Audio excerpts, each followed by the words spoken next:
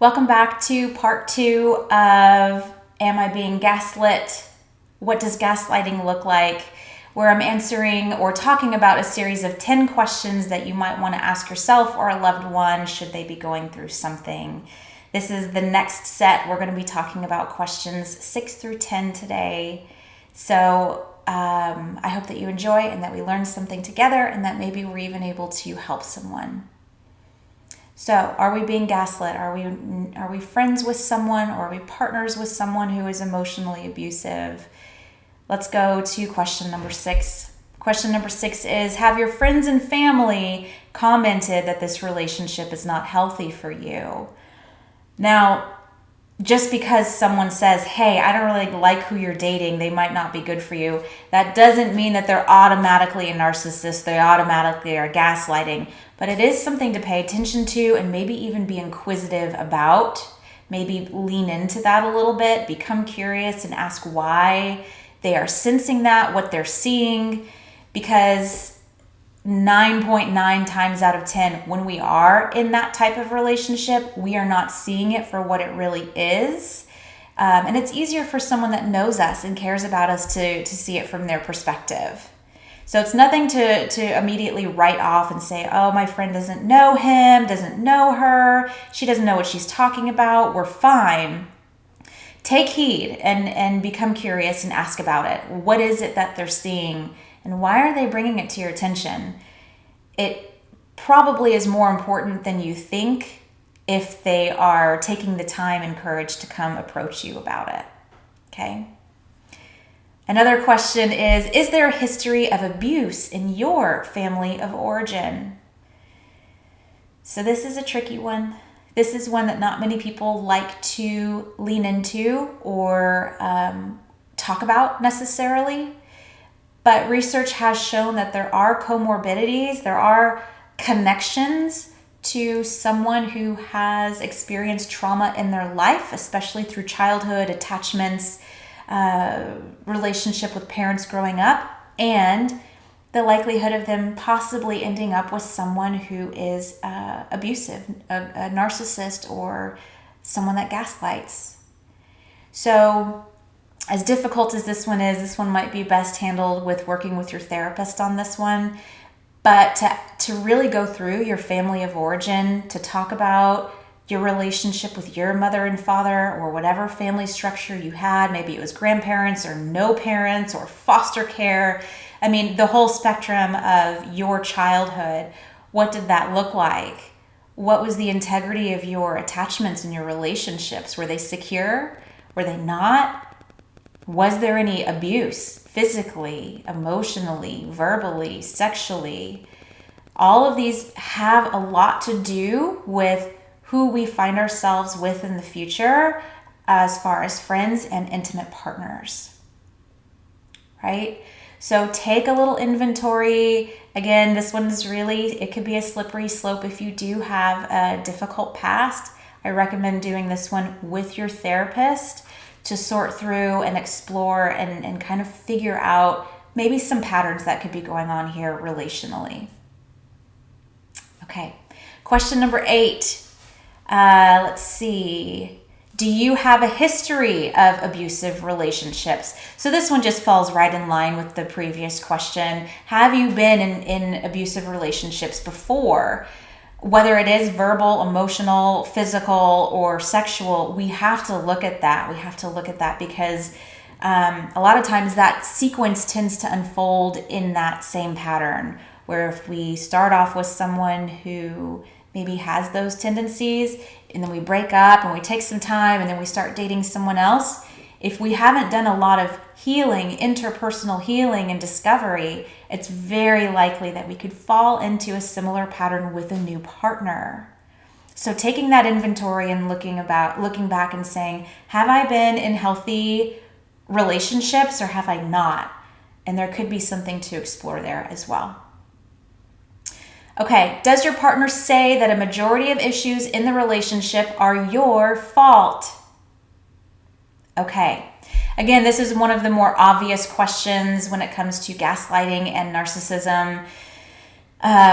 It's almost impossible to win an argument in these situations. no matter what, even if your hands are completely clean in the situation, a narcissist and someone who is gaslighting you will find a very convincing way to make it your fault and to feel like you are the one to blame, even though clear as day, you did nothing wrong. You did nothing wrong. So it's almost very circular in conversation, even if it starts out as a benign, simple, easygoing conversation. If that individual, the narcissist, the gaslighter, gets even a hint that you are coming after him or her, that defense mechanism kicks in very quickly, and all of a sudden things can escalate in that conversation and you are pinned, right? You are pinned in that conversation, and there's very little you can do to back your way out unless you just resign and have to kind of go lick your wounds. That's a pattern we see all the time, and it can be very pervasive in a relationship. It can happen numerous times a day.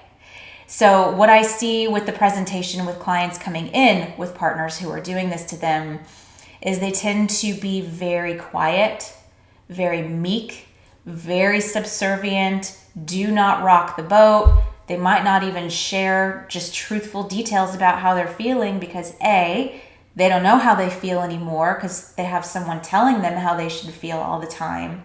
Or two, they feel like if they say anything about their partner, they will get in trouble. It will be found out. This is not safe for me, and I'm not going to say anything. So we see that as a presentation in the therapy office with someone who has been chronically with someone who is gaslighting or has narcissistic tendencies. Okay. Last question. Does your partner habitually cheat or engage in other forms of dishonesty? This is something you will almost always find with a gaslighter and narcissist as well. I can't say it's every time, but there is a high likelihood that if you are in an intimate relationship with someone who has these tendencies of narcissism and gaslighting, that there is dishonesty there. Almost every time there is cheating, there is stepping outside of the relationship, and that can be to whatever level you guys deem stepping out. It could be the use of pornography. It could be the use of an emotional relationship with a coworker. It could be inappropriate emails or texting or pictures. And it can be actually stepping outside of the marriage or the relationship physically with other people. Oftentimes with this, there is little to no remorse. It tends to be the receiver's fault that they did this, that they chose to do this. They did this because you on the receiving end are inadequate, you're stupid, right? You did this wrong, you weren't fulfilling my needs, you. And that is a defense that they use to kind of, like I said, get themselves off the hook and say, well, if you had done this, this wouldn't have happened. And it's an extremely hurtful thing, as you could imagine. It ends up in a lot of divorces, really nasty divorces. It ends up just in a tirade of back and forth of what are we going to do? We have children, we have a household, we have a life together. What do you mean you're cheating? This is a really, really big one that stirs up and muddies the water in a significant way. Okay, so there you go.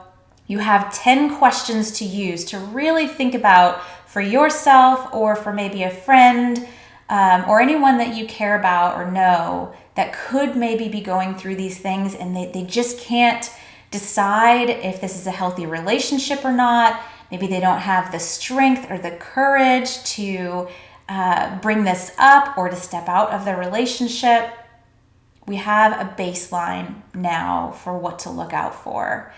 So in videos to come, I am going to do some more education on what is gaslighting. Let's really define it in addition to these questions, and some more nuances and education about different types of narcissistic personality disorders and how you might be engaging with one without even knowing and what to do about it. Thank you for taking the time to come here to check your wellness. I hope you have a great day. I'll see you soon.